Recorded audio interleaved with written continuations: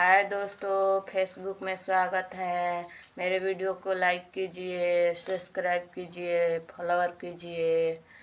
जियो के सीमा लाड़ा अताड़ हो, लाड़ा अताड़ हो।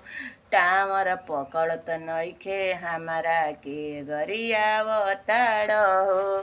टावर पकड़त नइखे हमारा के गरियावताड़ हो। काहे खातियारा में बोलावताड़ हो, ए बोलावताड़ हो। टावर पकड़त नइखे हमारा के गरियावताड़ हो।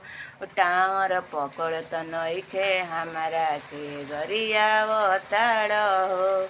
जियो के सीमा चलावताड़ हो, चलावताड़ हो।